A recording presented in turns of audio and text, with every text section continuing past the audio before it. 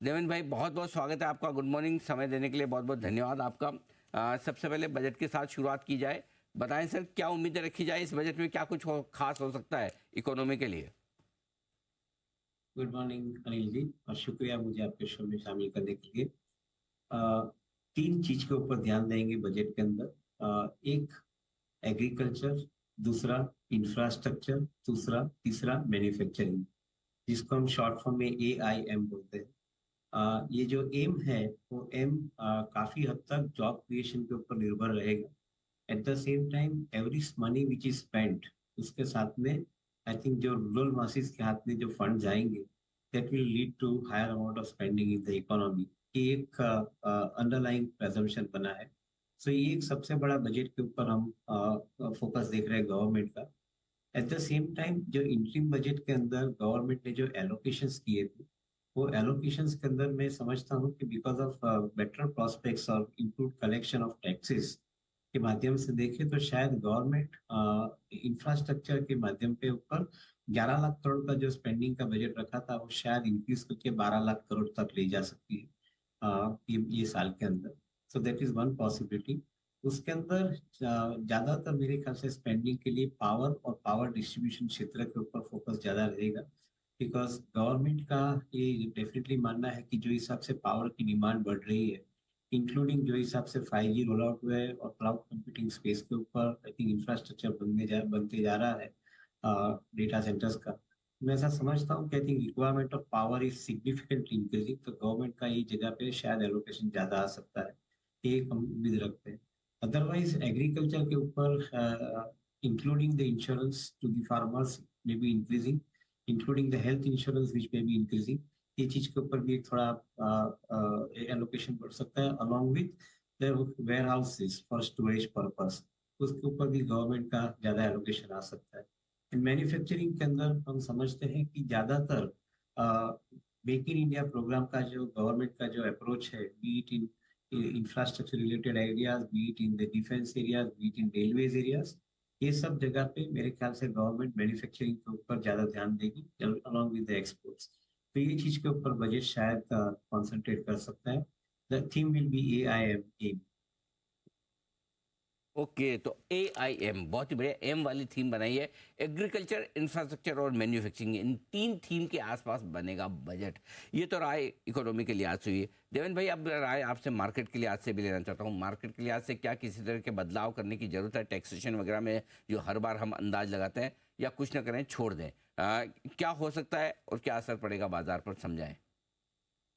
Overall government market के माध्यम से करीबन 45,000 करोड़ के टैक्स कलेक्ट करती है, including different different collections point I think of the taxes, including the charges recovered from the stock exchange as well.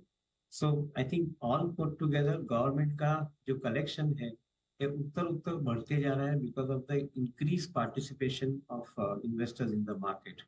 और मैं ऐसा समझता हूँ कि जो लास्ट ईयर के अंदर एक एग्जांपल देख के चलते हैं कि नए इन्वेस्टर मार्केट में एंटर हुए हैं म्यूचुअल फंड के माध्यम से।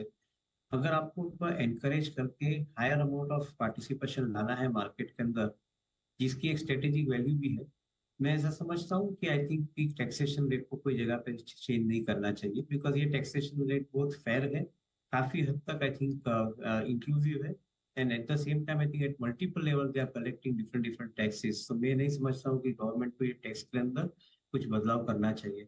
ऑन द कंट्री एक इंसेंटिव मैकेनिज्म ऐसा सेट करना चाहिए कि जो नए टाइम पे इन्वेस्टर आते हैं, फर्स्ट टाइम इन्वेस्टर आते हैं मार्केट के अंदर, जो अपने डीमेट अकाउंट खोलते हैं और इन्वेस्टमेंट करते हैं, उनके लिए आप कैसे एक एक्स्ट्रा एक्स्ट्रा इंसेंटिव का पैकेज तैयार करके दो, इसके ऊपर गवर्नमेंट को ज्यादा फोकस करना चाहिए। तो we will probably see more number of investors participating in our market.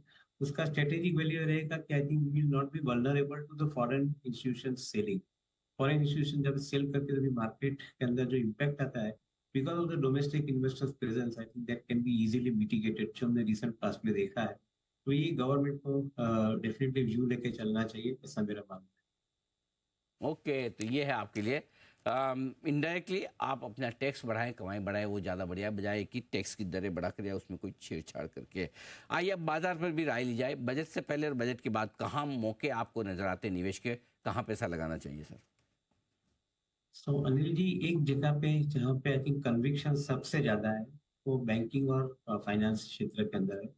क्योंकि जो हिसाब से इकोनॉमी बढ़ रही है, उसके अंदर आई थिंक लेंडिंग की एक्टिविटी बढ़नी बहुत संभावित है, जोर से बढ़ने की बहुत संभावित है।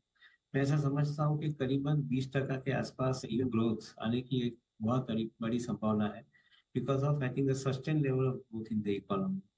तो I think mainly banking and financial sector को आपको पहले सिलेक्ट करना चाहिए, क्योंकि उसके साथ में कंजम्पशन भी जुड़ा है, उसके साथ में इंफ्रास्ट्रक्चर रिलेटेड ग्रोथ भी जुड़ा है, उसके साथ में industry related manufacturing related growth भी जुड़ा है। तो मैं समझता हूँ कि I think banking and finance क्षेत्र, इसके अंदर सबसे बड़ी कंपनी जो है, जिसके पास एयूएम बड़ा है, जिसके पास डिपॉजिट बेस बड़ा है, वो कंपनी को आपको लेना जरूरी बनता है, because I think they would be the first one two participate in the high growth program which government is conducting.